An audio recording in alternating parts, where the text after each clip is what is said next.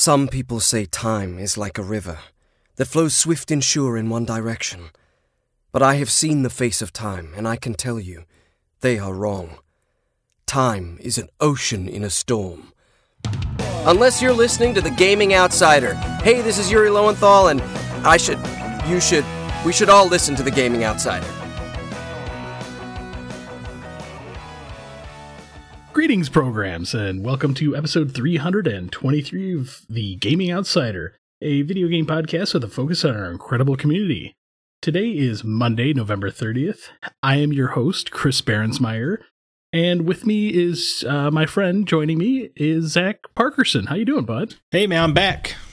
You know, He is back. By all accounts, I think the podcast just didn't happen last week, if I'm right. Yeah, I don't know what happened. It was all blank. Yeah. Doesn't count if I'm not here. Yeah, I mean, you are the Gaming Outsider.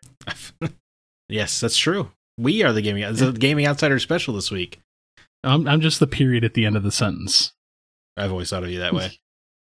Aw. Okay, at least I'm something.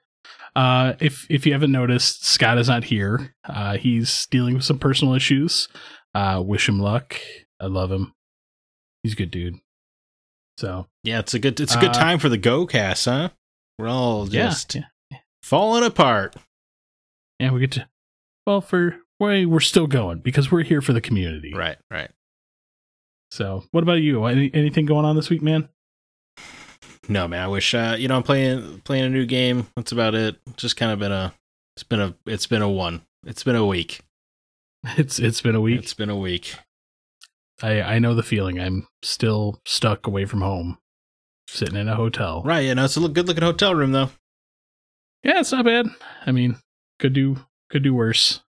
So, yeah. So, other than that, I know any Black Friday pickups for you? I bought a handful of DC animated movies because they were $6 a pop.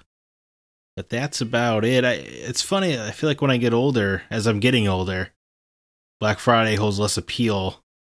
Especially because I feel, with the podcast, we're usually buying games as fast as we can anyway.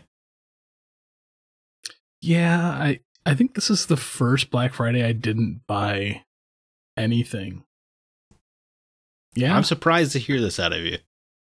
Yeah, I'm actually a little surprised at myself too. So it was definitely a weird Black Friday for me. Well, I guess retro games don't usually go on a Black Friday sale, so it doesn't hold as much appeal for you. Yeah, not really. So, other than that, I think the only thing I did was I worked on my basement project some more. That's exciting. Yeah, I saw you you got a shelf going there. Yep.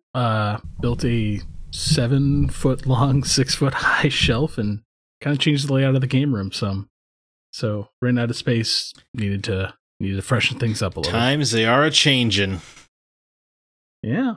So, well, anyways, I think we'll just hop into the news and move on. Sure.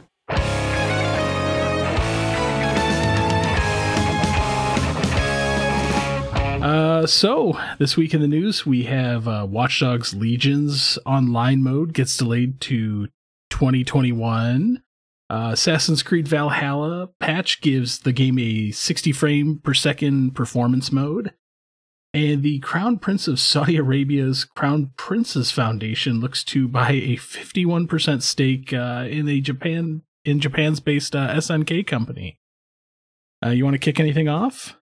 I mean, losing SNK to Mohammed bin Salman, who's had a couple allegations thrown his way, is a little unfortunate. Yeah, that's a historic video game company, and I mean, the man has a bunch of human rights violations thrown his way, a couple accusations of ordering some deaths. Like, it's just a little dicey. But I guess this is the world we live in. I was this was actually the first I'd heard about this. But yeah, he's already spent like $223 million and has a 33% stake in the company. I'm a little surprised SNK is worth more than that. No offense to SNK. Well, I mean, they do still have quite a back library. Right. And some of their franchises are still pretty big. Sure. I mean, they got the fighting games, but it's just I'm surprised they're worth that much. Well, oh god, what was it? Towards the latter half of the last console generation with the Xbox One. That feels really weird to say, by the way.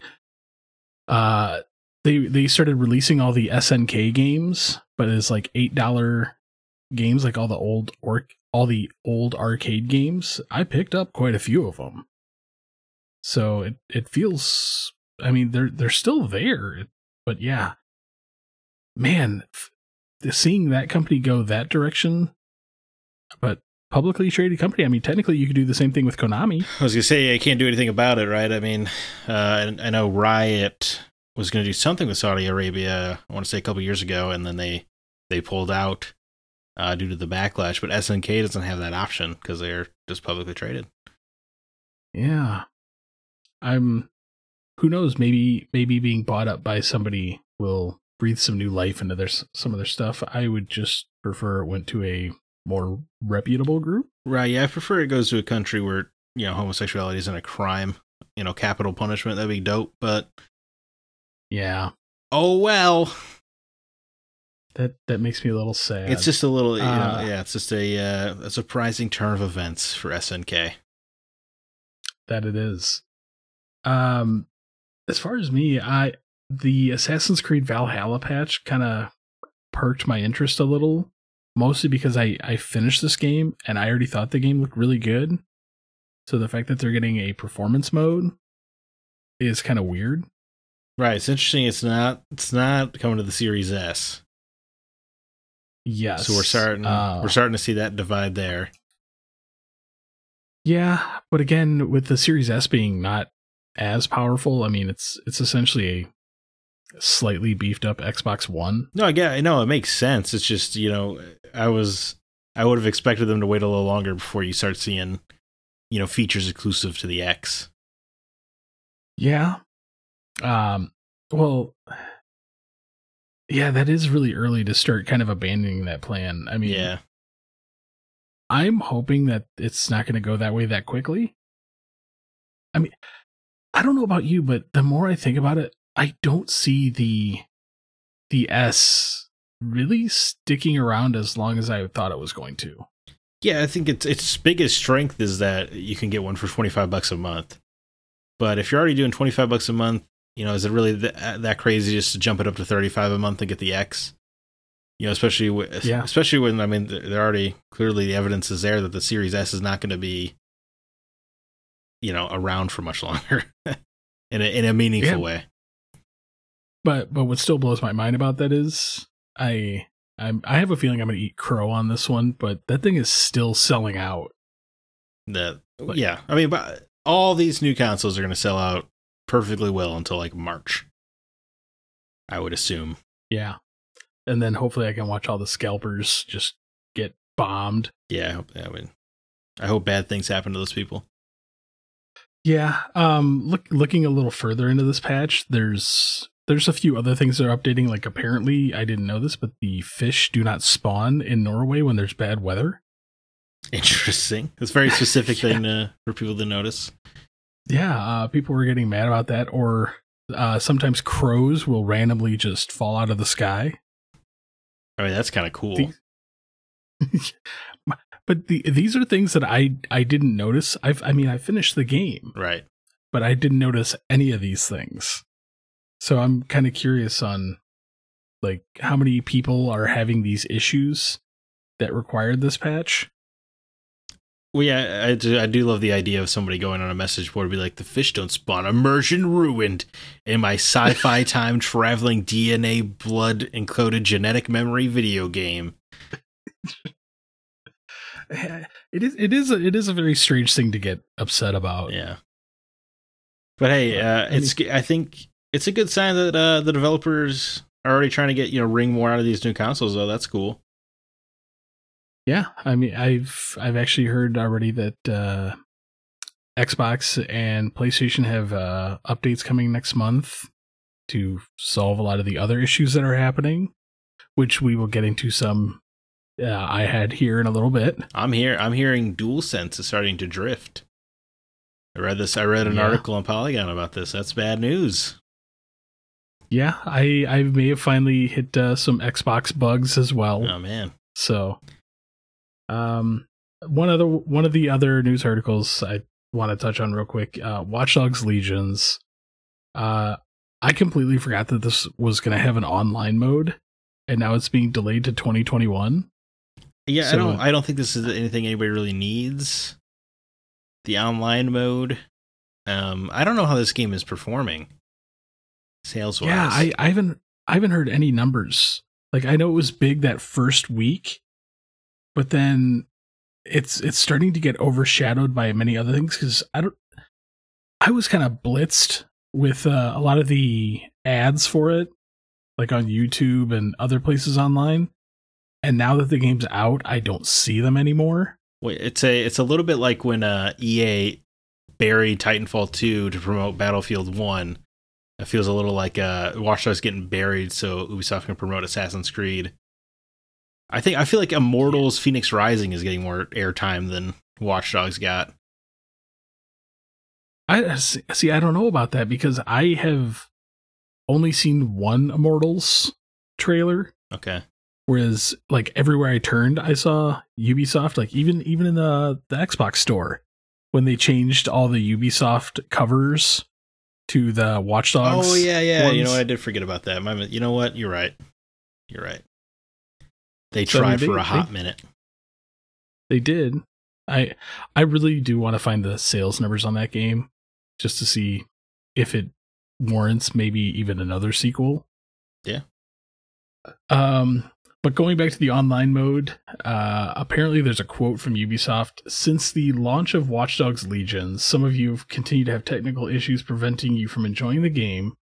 The dev team is committed to fixing these issues and will not stop until everyone can experience the game as intended.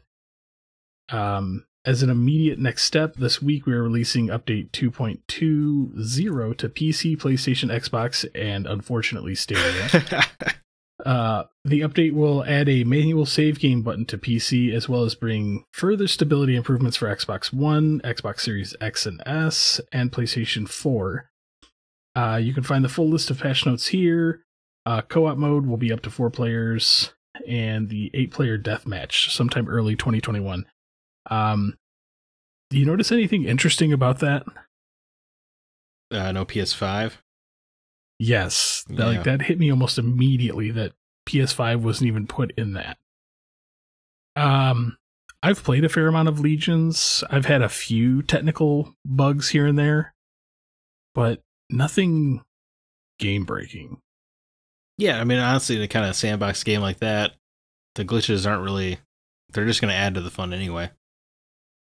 Well, especially with a game that's so immersed in digital things. Right. Like, I actually found a couple of the ones I came across kind of funny. But for PC players, I can understand adding the manual save button. Yeah, I'm surprised it wasn't there in a game like this. Well, I mean, for the most part, it does save pretty regularly. I'm sure it does, but just like Clint Hocking, the director, you know, his whole design mantra with Chaos Theory or Far Cry 2 or this game is to let the player goof around and explore the systems and stuff like that. I think that works best with the manual save, so you can save, do something really dumb, see how it goes, and then, you know, load. So it's just, that is very true. Yeah, because I've done that a lot. Right. Like it reminds me of being a kid. You save in Oblivion and then you murder the whole village, or Fallout. I used to do that in Fallout all the time. The Megaton nuke. Yeah, or even just, I wonder if I can wipe out the entire town of Megaton here at level 4. And then you just cause mayhem. Then you reload, and then you're an angel again. It's great. They're like, oh, we love you again. Yeah. Oh, it's wonderful. So glad you're back. But yeah, I mean, other than that, fairly late news week, other than a lot of the still bugs and glitches that are being worked out in new systems. So I didn't want to beat that dead horse again. Right. We're about to enter the quiet time of the year. Yes. Unfortunately, that is true. As everybody knows, though, we are an independently funded podcast, which means we must pay for our podcast hosting services website all on our own, which is why we have a Patreon page, where fans can contribute monthly to help offset the cost of production, as well as help us give back to the community in one way or another. If you'd like to help out, you can do so by going to patreon.com/thegocast. No new Patreons at this time. However, patrons can start at a $3 a month level and then go from there. Get you some bonus episodes. We have a pretty massive backlog. Yeah, other than that, tons of episodes on there. I think right now we're featuring our spoiler cast and Star Wars Squadrons, doing the Break the Seal and Dante's Inferno, where you can listen in if you want to get a little bit of behind the scenes drama on the Go Cast there. But I know coming up, if it's not already out, it's going to be out here very shortly, is Break the Seal Final Fantasy VI Part 1. It had to be a two-parter. Oh. Yeah, so it has myself, Scott, and Christina are on that episode as well. And Final Fantasy VI is cool, but I'm intrigued to see where it goes. I do make the declaration, of course, that it's better than Chrono Trigger, so Chad can roll in his grave right there. But determined to cause some more background riffs. I'm just laying it out there, but that's, you know what, if you care more about gameplay, I think Chrono Trigger is a game. If you care more about story, I think Final Fantasy VI is the game. But I know that's the eternal battle is FF6 versus Chrono Trigger for the 16-bit JRPG crown. But if you want to hear more, patreon.com/thegocast. The sad thing is I'm going to agree with you. I mean, it's Final Fantasy VI is it holds the test of time. That it does. Well, other than that, let's get into the games that we have been playing.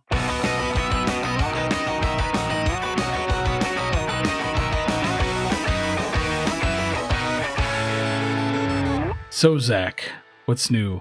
I mean, I have a feeling we're going to be inundated with titles.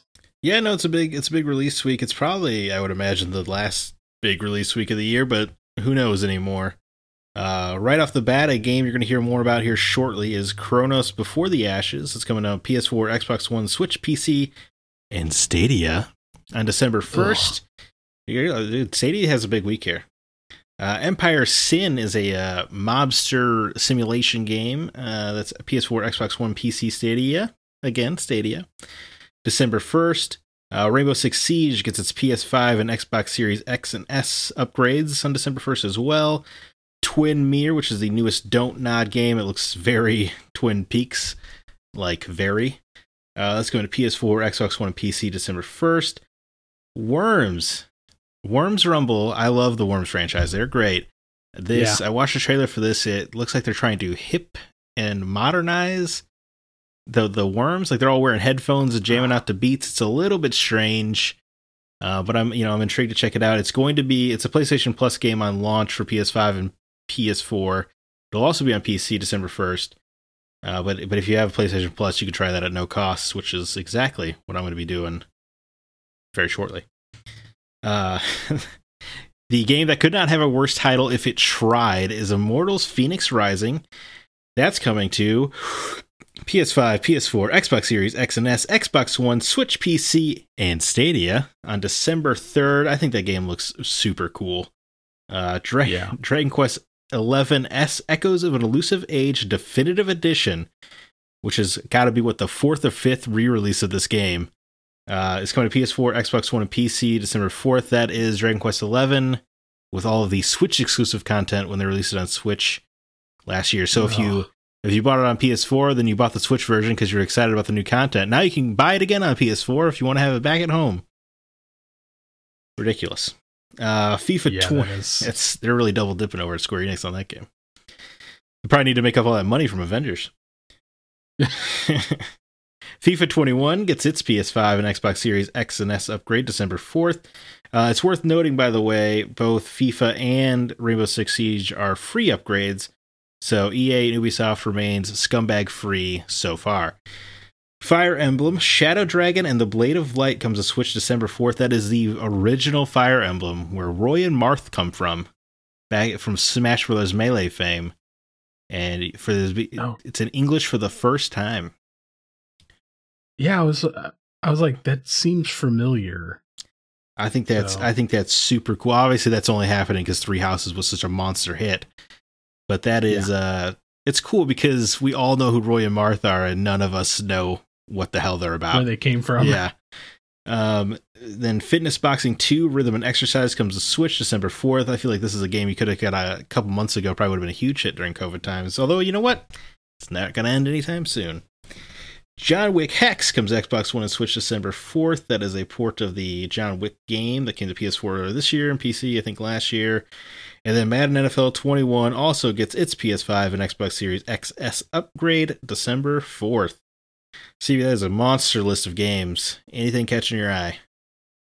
Yeah, there's a couple things. I mean, I'm gonna play Immortals Phoenix Rising, but I'm a little more excited to play my boy John Romero's new game, Empire of Sin.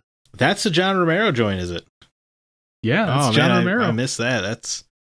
That's wild. They should advertise that loud. They have. All right, my mistake. I mean, it's kind of, God, it's his first game in a while too. Right. I remember he did some kind of like taco truck machine gun game with his son a few years ago, but outside of that, he's been pretty quiet. Yeah. I will say I'm a little nervous because early reviews are in and they're not stellar. Yeah, I've noticed the early reviews not being stellar. Yeah, they're saying it's a little overambitious. But also I kind of want to play Twin Mirror. Yeah, it looks really cool. I mean, I love those kind of games, so yeah, I like The First Life is Strange, but Don't Nod has really grabbed me since then, and Twin Mirror looks like it might get my attention. Yeah, I'm still trying to struggle through Tell Me Why, so yeah, that's why I didn't try. Tell me why. Yeah. So for me, what obviously Chronos I'm already playing, but Immortals Phoenix Rising I do really want to try out. It looks super fun. Breath of the Wild was so great, and this game is obviously just trying to be that game.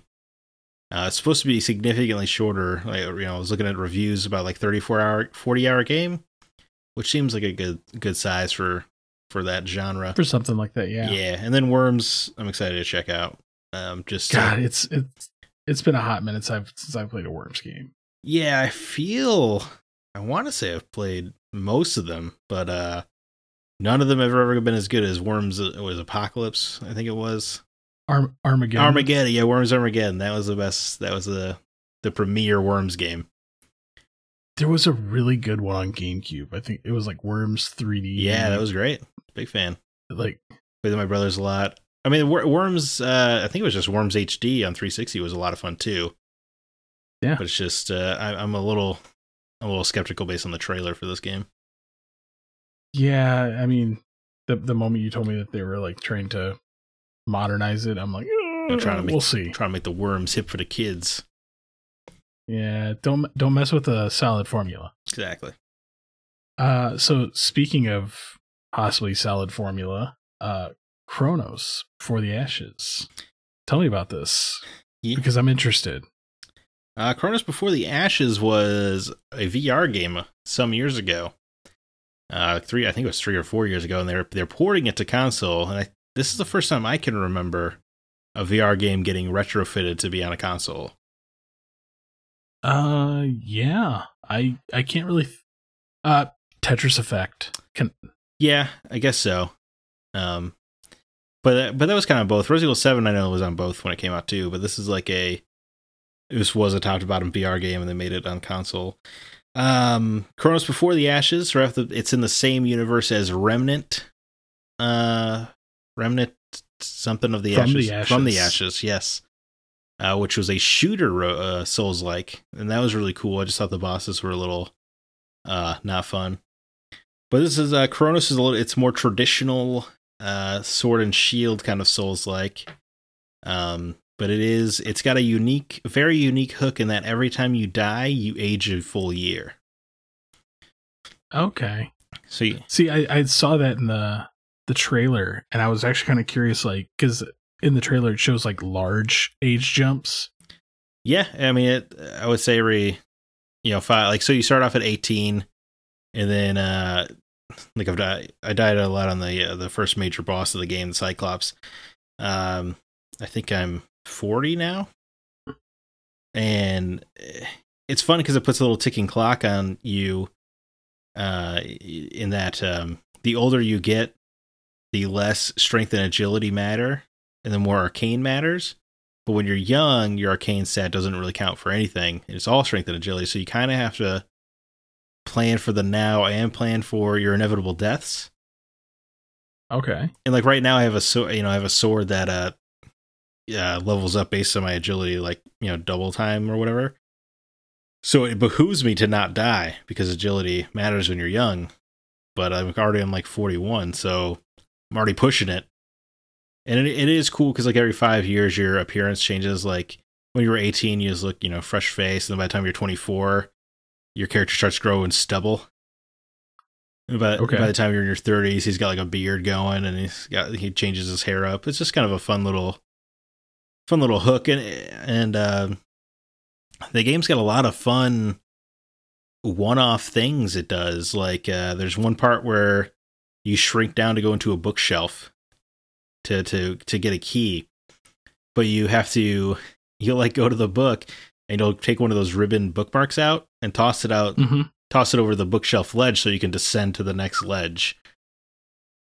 And there's just a lot of stuff like that where it's just, this is the only time that's happening. And then you go grab the key and you shove it, out of the bookshelf because it's behind a glass case or whatever. It's just got a lot of fun stuff. It's got a surprising amount of Resident Evil in its DNA, and that you're finding like weird keys and ornaments and stuff to take back. You see a door, that has a diamond key, and you don't get it until 50 minutes later. You're like, wait, where's that door at? It's very Resident Evil in that way. Or you find like a weird gem that refracts light or whatever to open a door. It's just really cool. Yeah.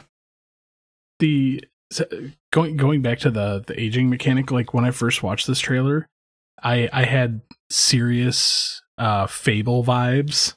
Yeah, I would agree with that vibe. It's even in the way characters move and stuff feels very Fable-ish. Yeah.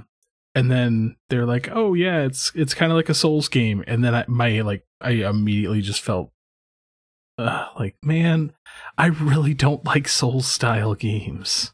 Yeah, well, as we know, I love them. It is, I would say it's a bit less on the Souls stuff than other games. Like when you die, you don't lose your experience. Okay. You just age that year or whatever, and you level up pretty quick in this game too. I'm getting the vibe that it's not especially long, which is kind of refreshing for the genre, honestly. But the aging mechanic, it makes you feel bad, but every decade you enter, like 20s, 30s, and 40s, you get like a super buff trait to add to your character. So that's nice. I'm a little curious what happens when you get old. If you age out. Yeah, do you start as a new character or what? Or do you have to just like restart? Or, it's kind of scary.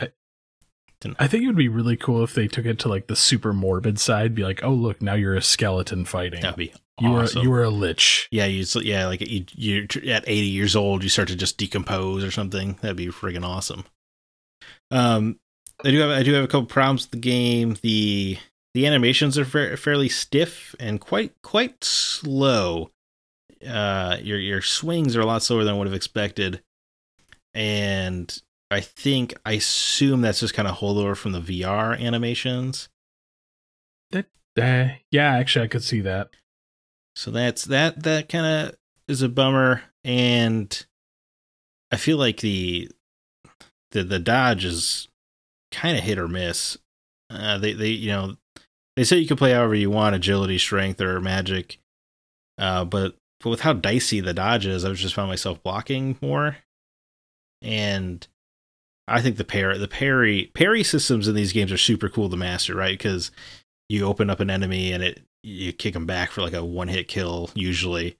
But in this game, it just kind of opens up a window to attack them a few more, so it's not as satisfying. It's kind of hard to pull off.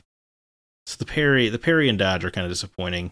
But I don't know, like it's got a lot of heart in it, which I appreciate. like this first boss, the Cyclops, he just keeps killing you in one hit if you enter the room with him until you find a mirror that you can teleport out of, the same kind of mirror that shrinks you down for the bookshelf, only it enlarges you to the Cyclops' size, and that's how you fight him. I just thought that was clever. It's got a lot of that stuff where, like I found a water spout, and the puzzle is you go to a fountain so you can use a water spout on it, and it channels water, and then the water goes to the basement when the basement reaches a floating bridge, and because of all the extra water. I was like, that's, you don't see that outside of Resident Evil much. And you definitely don't see that kind of puzzle solving in Souls-likes. Yeah, I mean, I will say I'm a little more interested in this game than I remember one point in time I tried Remnant from the Ashes. Mm-hmm. This seems a little more like, I kind of want to give this a go. Yeah, I mean, I think it's a lot of fun. I think it's a good entry game for Souls-likes, because it's not as mean as Dark Souls, or as parry heavy as, say, Fallen Order. It's a little bit more forgiving than these games usually are, and that's cool. That's fair enough. Yeah, so I don't know. That's Chronos Before the Ashes, man. I mean, there's not. I feel like Would you recommend? Yeah, I would recommend especially if you like Souls-like. There's no reason not to. And you know what? Even though I never did beat Remnant, and I'd want to now. I want to go back.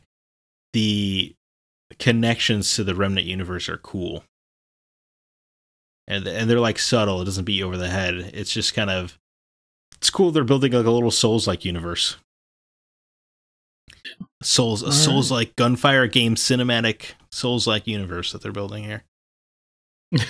But yeah, I would definitely recommend it.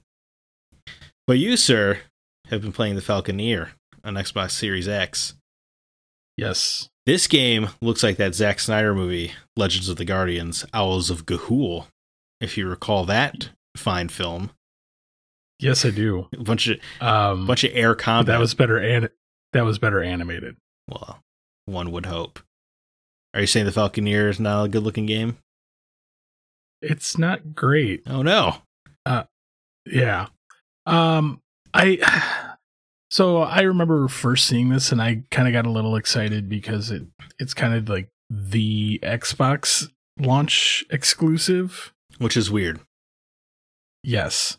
But man, I really want to be excited about this game, but to me, this is kind of a dud. Oh no. I thought the trailers looked pretty cool. Like, it looked kind of, high flying action shooting adventure. Yeah, I mean, I'm still fairly early, so I'm trying to give the game a good shake. But the air combat is pretty lackluster. It's hard to grasp and master, because a lot of the times, so almost every combat that I've come into has been in heavy cloud cover, so I can't see them. And if you can't see them, you can't lock on. How very N64, all this fog covering the distance. Yeah. The flying though is an absolute blast, because you are on the back of a giant falcon. Oh, you're a character on the falcon? You are a rider. Oh, that's cool. Hence why you are the Falconeer. Sure. But you're trying to defend your little kingdom. There's a story that hasn't really started to flesh out for me yet, but you are on an island. You're going around trying to stop pirates and gain gear for your falcon. So I want to see where the story goes, but the gameplay has been kind of rough for me. Yeah, which is pretty essential to a video game. Yeah. Do you remember Lair? Yes. Oh no. On PS3? Oh no, I don't like where this conversation is going. The combat to me is semi kind of reminds me of Lair. That's brutal. Where it's not great. It's better than Lair, but for me so far, not by much. Again, like I said, I am still fairly early on in the game. There's a lot of upgrades you can make to your Falcon to make it faster and bank better and shoot stronger. I may have also just chose the wrong person to start with or been playing them wrong, because the text on the screen is also not the easiest to read for me for some reason. I'm getting tired of that, but that's a whole other conversation. Yeah. I am noticing that with a lot of games. But yeah, just flying around in this is an absolute blast because you can just kind of swoop down over the water. One of the attacks that I really love doing is there's these mines that are in the water that you can swoop down and pick them up and drop them on things. Oh, that's fun. So like that's a lot of fun. Banking and shooting. The story just seems kind of weird to me because of that. Like why are there big guns on giant falcons? I think they're which better. It hasn't. Why hasn't there been before now is a better question. Yes, but they really haven't started to flesh out why this world is this way yet. It just is. Yeah, just is. Giant falcons, guys riding with guns. Yeah. So I'm gonna play this one for a little bit more, like hopefully kind of let it stew, and try to get a better grasp on it. I am not the resident flight combat expert like Mr. Clark is. So right, yeah. We need his ace combat perspective on this one. Yeah, this is a little bit more in his wheelhouse. I was trying to like branch out a little, especially with it being a Series X exclusive. But so far for me, this one's kind of fallen flat on its face. Willing to bet this will be a free game fairly soon. Yeah, like a Game Pass kind of thing? Yeah. That's fair. So I think that are games with gold. Well, I mean, that was the Falconeer on Xbox Series X. It sounds like you're not recommending this one yet. Not yet. I got to give this a little more time before I could recommend this one. So anything else you been catching up on this week, Zach? You know, I found some time for some Miles Morales because it's fun to do the side stuff while listening to podcasts. There's a surprising amount of narrative stuff once you jump back in. That's super cool. I wish the game would stop telling me to spend my skill points, even though I can't because I'm not on New Game Plus yet. But otherwise, yeah, I mean, that game is pretty great. It kind of makes me wish I hadn't played, hundreds of hours of Spider-Man. Because I feel like I'd be, going crazy for this game otherwise. But it's just so similar to regular Spider-Man that it's just kind of... I'm noticing how much it really is just an expansion pack. Other than Babyface Parker? Yeah, I don't understand. I mean, it doesn't bother me in Miles Morales. It's going to bother me in Spider-Man Remastered. I just don't understand why you changed it in the old game. I just don't understand. And I'm tired of people defending it with like, well, they recast Rhodey in the MCU. Yeah, but they didn't put Don Cheadle's face over Terrence Howard in the first Iron Man. That's the difference. That is true. I really can't wait to get my hands on that game. Yeah, man, you're gonna. I forgot you hadn't played it. You're gonna love it. Yeah, I need to steal that PS5 back. Yeah, yes, you do need your PS5. I want to read. Yes. Man, I'm reading the Spider-Man tie-in novel for Miles Morales. Because a listener DM'd me and reminded me all about it. But man, they have a comic book character in the Miles Morales book who is Vulture related, and that character hasn't even been around for a year in the comics and already is in the Spider-Man video game universe. It's super cool. Shout out to Jordan Derringer for reminding me that the book existed. Well, I mean, with the first Spider-Man game, I can't even remember the last time I saw Negative Man in an issue. Right. Yeah. When that one came out, so I was like, oh, wow. Which is bold choice for a character. Which is funny because now he's got a storyline coming up. Yeah. Shocker. What about you, CB? What have you been playing? Well, First, I've played the new Who Wants to Be a Millionaire. Right, the most pressing of game releases. Yes, I actually found it super entertaining. Who's the host? No Name McFace Guy. Oh, okay. They should have just got Cookie Masterson. Dude, that would have been so awesome.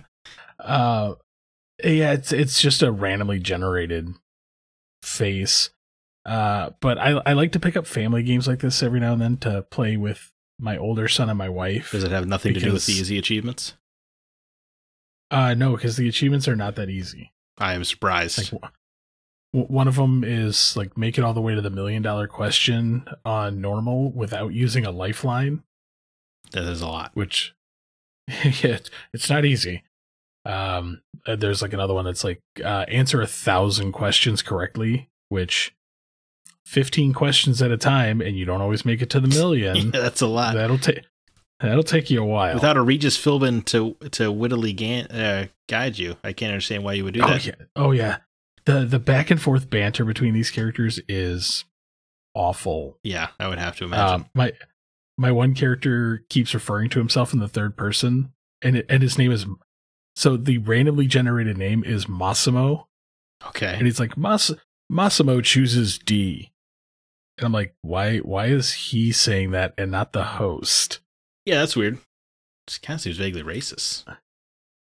Yeah, it's kind of weird, but I see. It's based more on like the UK version of the show. Okay. So like there's lifelines that I didn't even know because I had stopped watching that show like forever ago. It's not just phone a friend, the audience of 50-50? There's also question swap. Oh. So like, oh, I don't like this question. Swap it out. Give me a completely new question. Man, they're changing the game all the time over there. Yeah, so that was a little different. But the reason why this kind of caught my eye was you have to unlock blocks of like new questions. So there's like 10 categories that come unlocked automatically. Every time as you progress up, it gives you like points to spend. And some of the categories is there's Disney, Star Wars, manga. Manga? So I'm like, yeah, I was like, right. an entire category dedicated to manga, which you can block, like you can lock out all the other categories and have all the questions about manga. There you go. I hope it's just 15 questions about Junji Ito. I was like, oh, that could be really cool because then they could dive into like things like that, or the manga run of like Big Hero 6. Right. Or, Berserk, obviously, the greatest manga of all time. Yeah. One of my friends actually just bought the entire run of that. Yeah, I have every volume, man. I love Berserk. I need to read it. So that's been entertaining. But I also finished up Call of Duty Cold War as much as I can. What does that mean? Because I hit a game-breaking bug. These becoming common. In the final mission. That's just depressing. It really is. Because I can start the final mission. I can play about 3 minutes into the mission. The screen freezes and kicks me back to the home menu. Man, maybe it's because you haven't figured out the numbers yet. No, I've actually done a lot of that stuff. Oh, that's back in this? I haven't. There is some number stuff, Okay. but it wraps up at the end of this. That's super cool. But it pisses me off because I keep toying around with this, and like I can do certain things like drop my sniper rifle and pick up a different gun and fight a little further into the mission. And then it'll lock up and kick me back to the home screen. But it always starts me back at the same spot. And so, like, one of them, I dropped both my guns and fought with only the pistol as far as I could. But that time it actually shut my Xbox off. Great. So, apparently I looked it up. It is a known bug, and they're working on fixing it. But I'm like, you can play zombies and multiplayer. This doesn't happen. But for some reason, in the 8-hour campaign, Yeah. this is a problem. It's just funny with a game that probably, had an unlimited budget that this kind of stuff would happen. Yeah, and I really, really love the story in this. And so I'm like, I want to see how this ends. And it's pissing me off that I'm going to have to wait until they decide to patch this game And knowing the fact that they're going to patch the campaign when they finally find enough bugs in the multiplayer. Well, and then like, oh, now we'll release a patch. That's frustrating because you know they can afford to put out a couple patches. You know, it's not like they're pressed. Well, especially when it's a patch in the final mission of the game. Like, come on, like people want to finish this game. Like, oh nope, sorry. Figure it out on your own time.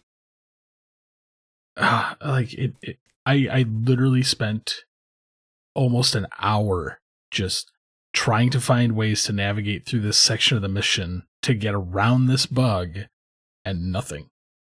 That's very frustrating.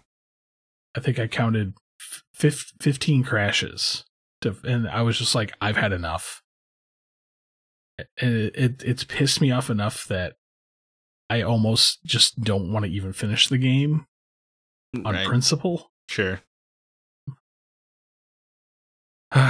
So there's that. Well, that sounds great, man. For first time I've hit a bug with this system, and it's over something I wanted to finish. I hope it's not a sign of things to come. Yeah, I'm hoping not here. Hoping not either. That's your early adopters fee happening. It is, but I mean, again, like I said, at least I don't have Joy-Con drift. Not DualSense drift. Oh, you know what? Yeah. Sorry, I just want to. But while we're still talking about games we're catching up on, there's a game I played like a month or so ago, Yes Tomorrow. I don't know if you remember. Yeah. I'm gonna play that game again because the developer reached out to me and really laid it out honestly about the Switch port. And you know, their Metacritic on PS4 and Xbox One, I guess, like 75, and their Metacritic on Switch is 40, which is what I gave the game 4 out of 10. So I just want to let the people know that it was cool of the indie developer to reach out like that, you know?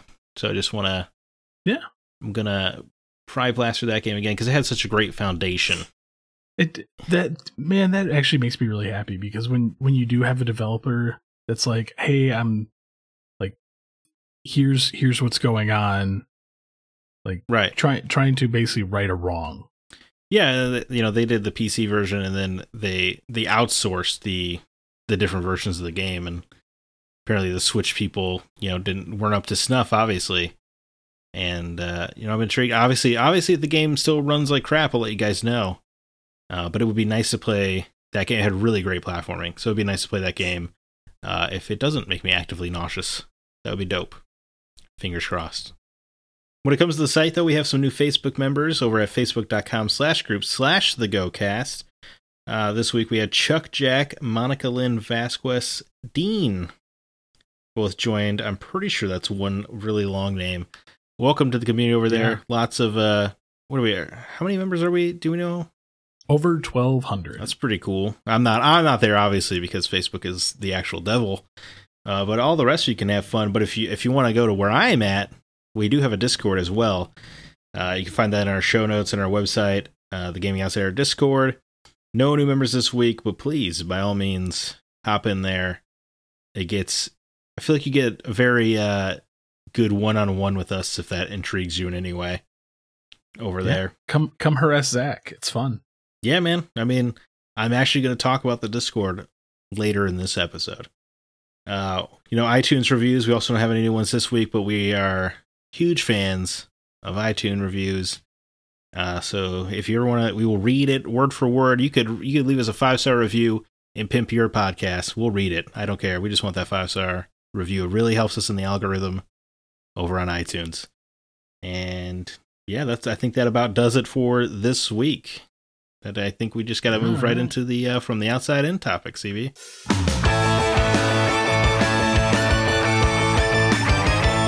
So it's no secret that 2020 has been a absolute dumpster fire of a year on so many different levels. We decided to take this week's from the outside in topic and give us and the listeners some much needed positivity. We reached out to the community and asked for some good to hear news that's been happening out there, video game related or not. We'll also share some of ours as well. So, I'm gonna kick it to you, Zach. Let's get this rolling. Like let's feel some positive love out there. Yeah, sure. You know what? Speaking of the community, before you listen or read some of the community responses, I want to say one of the most positive things about 2020 for me was this community, especially the Discord. Opening up and conversing does not come naturally to me, as anyone who has ever tried to get me on the phone will attest.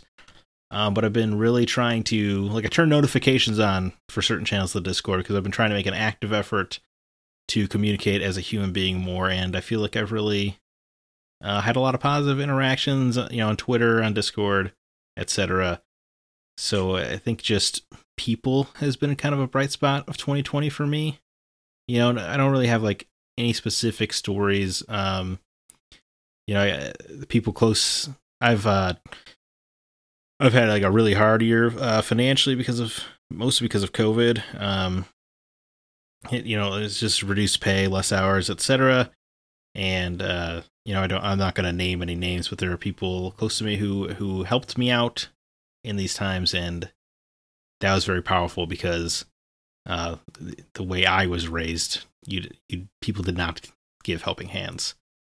So that was really great of those people. But hey, jumping over to Facebook, because the attention's been on me for too long and now I'm starting to sweat. FryFX said, yes, this year has been a disaster at the very least, but as with all downs, there are ups. Amidst the insanity of this year, there was actually many positive things to be very happy and thankful for. Personally, this year I was recruited to a pro esports team called N3 as an Apex Legends player. I was also lucky enough to attain full custody of my daughter this year. Lastly, there was a point where I figured even something amazing wouldn't take the sting out of this year, but I was wrong. Roughly a month ago, I was contacted by a good friend who was starting their own business. I was invited to make the concept digital design art for their storefront logo, a huge honor that just really set the mood of 2020 wasn't that bad. That's great. Yeah. Good for you. FryFX, man. Life's turned around for you. Yeah. You're definitely winning in my book, man. Yeah, what the hell? Rubbing it in over here. Good for you. As I will also say, Zach, this year has been an absolute messed up year for me. Lost multiple family members this year. But that aside, I've had some wonderful experiences this year through my former job, starting a new job. Met a lot of awesome people this year. Made a lot of very personal connections. I've got to talk to you more this year. Yeah, see, I mean that's because I've made an active effort to actually return conversation with people. As for most people who know me know that I tend to look at the bright side of things when it comes to some stuff. I mean, granted, I have a very dark and twisted mind at times, as I've learned by communicating with you more this year. Yes.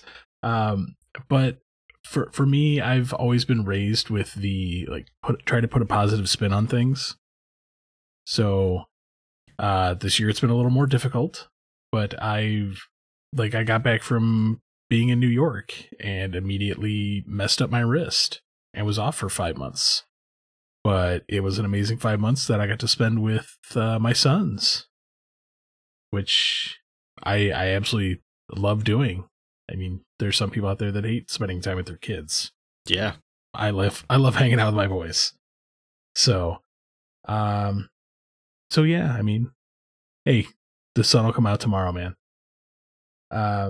As far as Facebook, I have one from Paul Hine.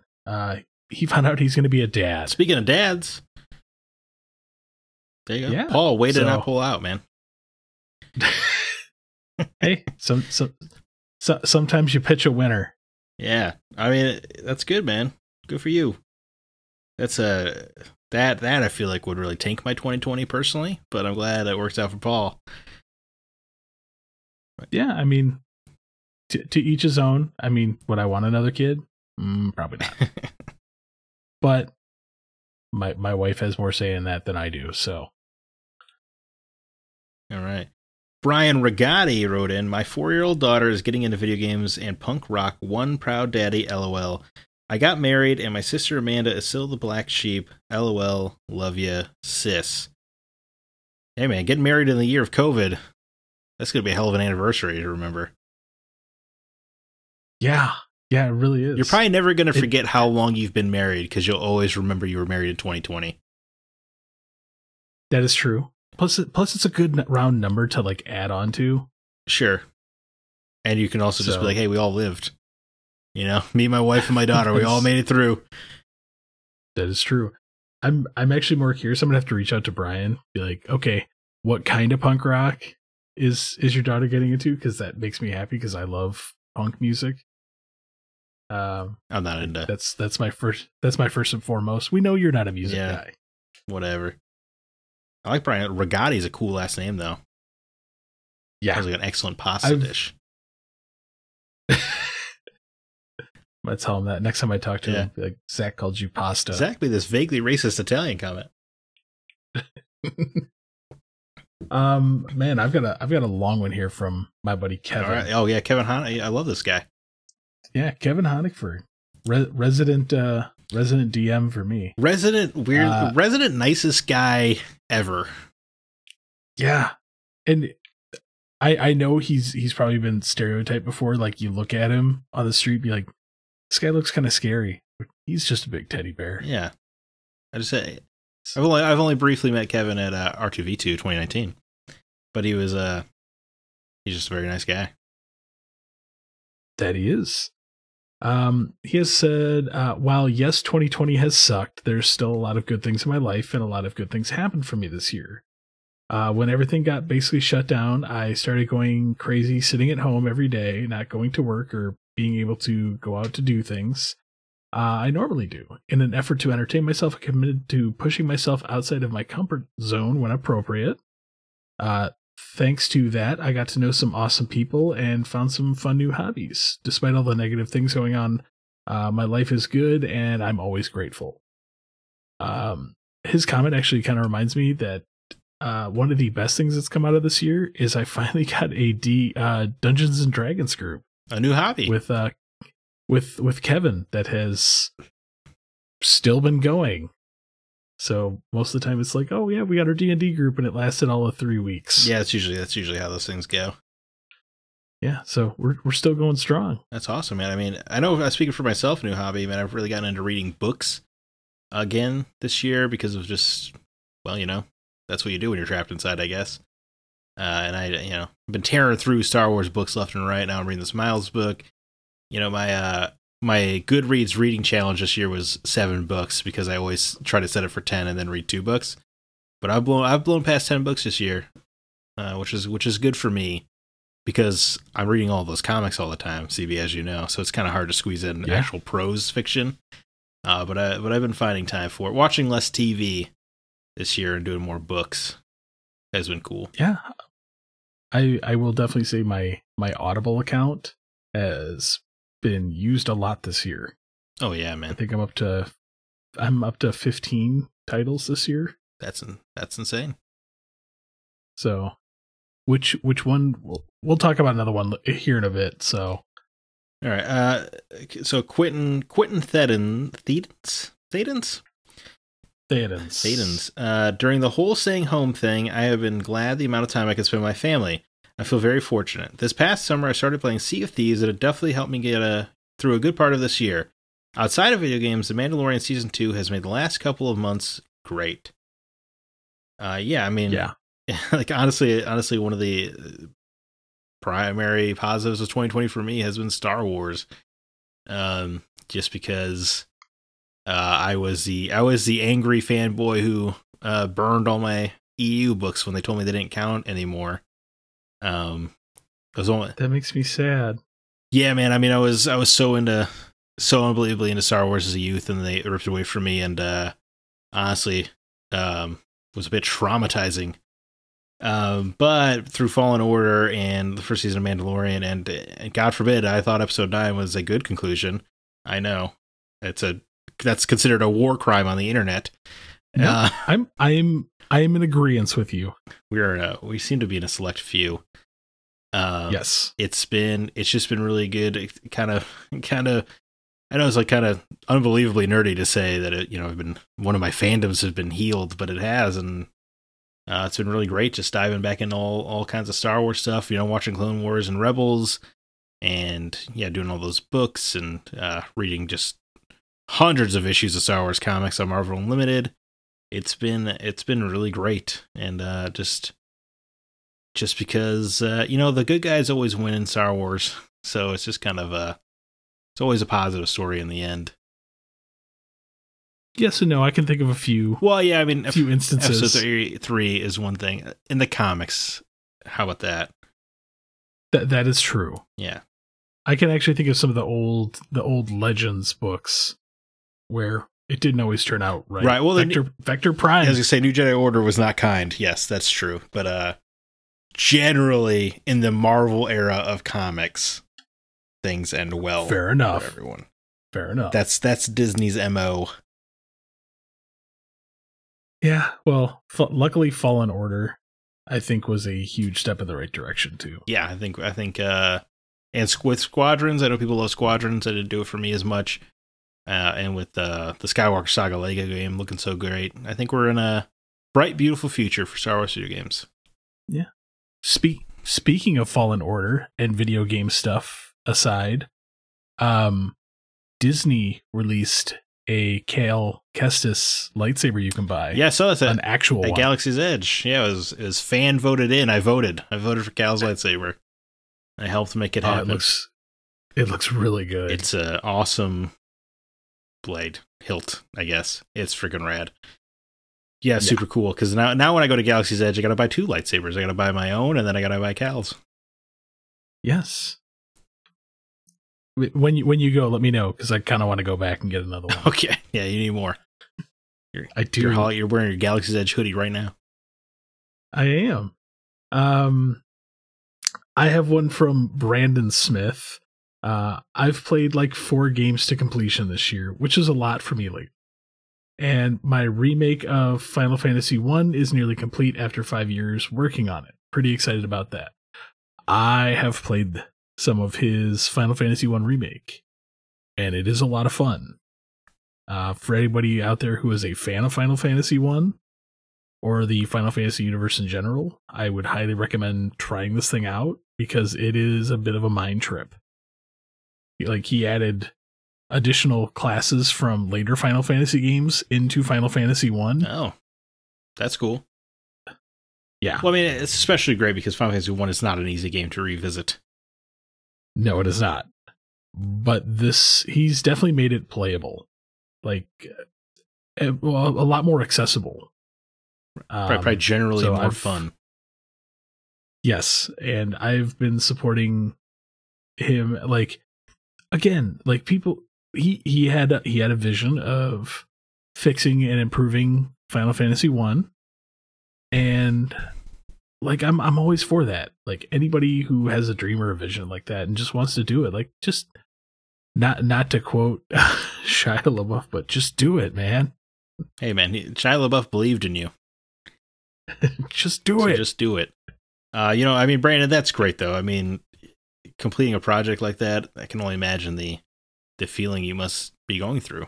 I imagine it's pretty bittersweet after 5 years, because it's been part of such a part of your life. But that's super cool, man. I hope people take notice of it.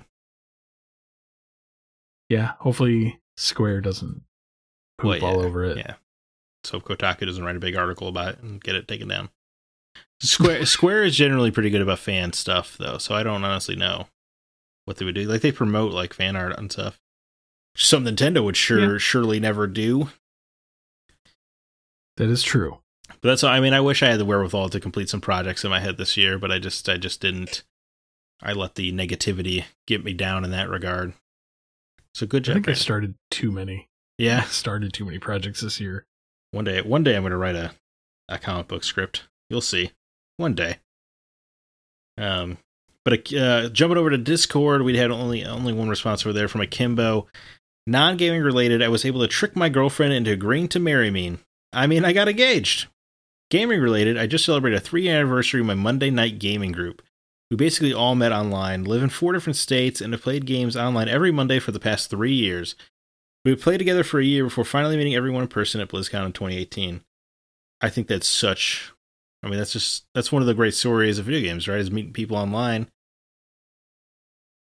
I mean, Gears of War is really how Scott and I's friendship started. I mean, like I vaguely knew him in person, but it wasn't until Gears 2 really that we became buds. Yeah. I know our producer Nate Lucas, like he and I really got to know each other over gaming at one of our mutual friends' house. I can recall back to playing NCAA with Bob a lot. Oh yeah, I mean, video games. I think it's an easy way to bring people together. It's it's the same kind of social lubricant as alcohol would provide. But probably has safer end results. You know, you're less likely to go around stealing garden gnomes out of people's backyards for a random example that has no weight in reality. I think maybe not for you. You know, it's that's awesome. 3 years is a long time for sure. I mean, I have people in my life. I remember like there are people who sent me graduation gifts when I graduated from high school who I've never met in person, but just because we were friends online. Yeah, it's just wow. I've definitely made a lot of friends online. I mean, one of my good buddies in high school, Chaz. He lived in Arizona, and I met him on Gears of War. By happenstance, he moved to Machese Park, and then became friends in real life at school. It was pretty wild. I just think video games are powerful. I don't think we can do it anymore, though. I don't know how he did it, 3 years ago, because I feel like everybody just party chats now. Yeah. I mean, I will say, like, you are right that like video games are kind of that wonderful social lubricant. But in a year like this, where it seems like one thing after another, as being gamers, like that's one thing that has definitely kept us like sane this year, and has been that like bright spot in my day. Yeah. I mean, it's something to look forward to, right? I mean, it's fun to play the new game and talk about it on Discord with the community. It's just a lot of fun. Yeah, and I mean we've had a lot of pretty stellar games that have come out this year too. I've been saying 2020 is quietly one of the better years in gaming. That I will wholeheartedly agree. I mean, I'm really looking forward to our Game of the Year episode. Yeah, I genuinely don't know which way it's going to go. I have no idea either. I mean, 10s are rare for the site in general, but I think we've given 3 or 4 10s this year. That's unprecedented. A couple of them have come from you. Yeah, 2 of them are from me. That's insane. I have yet to bestow a 10. Right, you're a tough nut. You're tough nut to crack. Freedom Finger, I thought was going to be the closest we'd get. I mean that was what like a 9 for me. CB the game. Yeah, it is CB the game. I would have thought. But yeah, so, I mean, yeah. Thanks to everyone who shared the positivity. That's great. I mean, and I always tell people this, but if I know it has been a down year, and we're trying to focus on positivity. That being said, with everything that's been going on this year, if you are feeling down, don't be afraid to reach out. I know there's a lot of people in our community that listen, and if you're feeling kind of bummed, drop me a line, man. Like, I'd love to talk to anybody about anything. So just remember, it'll get better. Like, in my mind, at least. Right. There's always the sun shines the brightest after the blackest night, etc. Yeah. And make a little light Green Lantern reference. I was gonna go there, but I was gonna let you take it. Yeah, I mean, honestly, DC Universe is the $8 a month that saved my life this year. That app is so great for comics. I just always reading comics. And this year has helped me do more of that. That's been very cool. Yeah. as far as next week's topic, I don't think we really have one pulled. Oh, wait, no, we do. Yeah, community questions. Yeah, the best topic. It is the best topic. Ask us some comic book questions, guys. Since Scott's not here to deter us, CB and I would love all your comic book questions you could possibly fathom. Yes, we will gladly answer those. Hit us with some brain busters too. Like I want to think outside the box. Right. CB wants to test the Pythagoras theorem. No, I don't want to do that again. Algebra sucked, man. I hated that in high school. How would you guys handle the Kobayashi Maru? I would love that question, actually. That would actually be a good thought experiment. Also, if you like hearing the sound of your voice on our show, we have a phone number that you can call into. It's 347-746-2278, or for easier memorization, 3477-GO-CAST. We like to play those on the air. So if you call in, you're more than likely going to hear it. Other than that, that will be it for this week of the Gaming Outsider. Zach, any parting words, recommendations, anything you want to talk about? I mean, honestly, not really this week. I've just been kind of in comfort zone this week, so I've been watching like a lot of the Justice League cartoon from my younger days. That show is unbelievably great. It doesn't make sense the things they got away with in that show. There's some pretty dark things. Yeah, there is definitely a sexual assault that was alluded to that in the most recent episode of this Child's program that I definitely didn't get as a kid, but I'm just like, man, I don't know how they must have just had no oversight on this show. Probably not. The funny thing is, every time that somebody brings up the Justice League animated one, I instantly go back to like the 60s one, like the Legion, like the Super Friends. Yeah, it's like, meanwhile, Aquaman. No, this show wisely only uses Aquaman for like 4 episodes. Thank God. I mean, I love Aquaman, but it's just not that was a character he was not in his prime during that era. No, I mean, that was when he was literally just Fish Boy. Yeah, he's a hard character to not just have be a joke. So yeah, nothing exciting for me this week. What about you, CB? I finished Ready Player 2. Oh, wow. Yeah, that was fast, huh?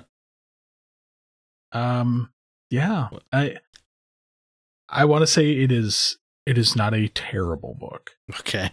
But it is a far cry from Ready Player 1 or Armada for that matter. Would you argue that it is clearly a cash grab? Yeah. Yeah. There's a lot of things in this book that I wasn't overly thrilled with. It definitely feels like there was a little bit more of a political agenda in this book. Oh, interesting. I mean, not to like go off on a tangent, but they touch on transgender topics. Okay. In this book, but rather than say like transgender, it is I believe the exact line was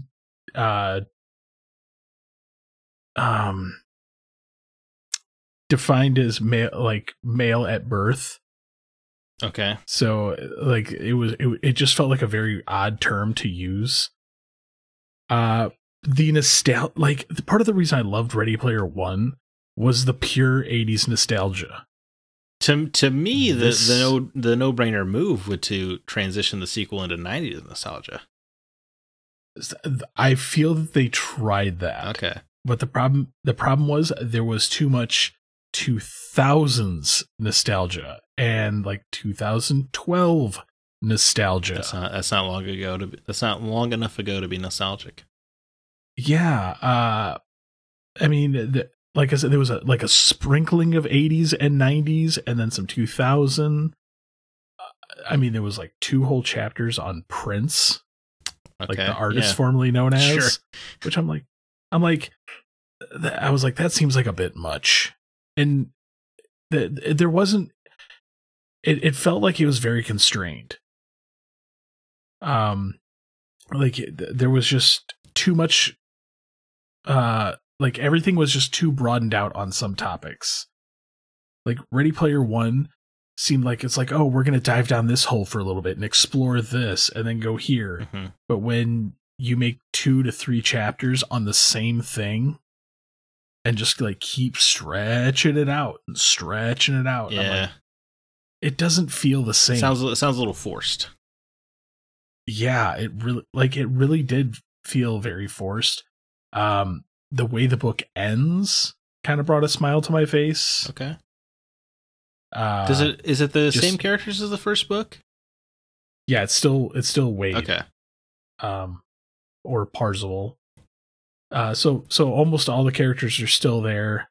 But yeah, I feel with a little more marinating time, it could have been a far better book. Yeah, I feel like he was just trying to.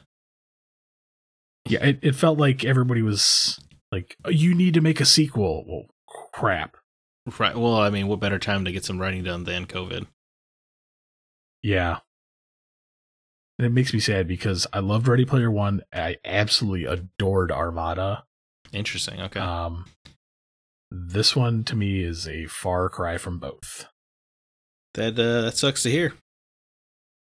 Yeah. You're a big fan. So, other than that, thanks so much for listening. The Gaming Outsider is produced by Nate Lucas, and all the music you hear is written and performed by Grant Henry of Stemage and Metroid Metal. You can listen to some of his other stuff at stemagemusic.com. Also, please feel free to email us if you have any questions or concerns. Our address is feedback@thegamingoutsider. Until next week, I am Chris Behrensmeyer with my good buddy Zack Parkerson, and we are The Gaming Outsider. And just remember, there's no such thing as a bad game, just games that aren't for you.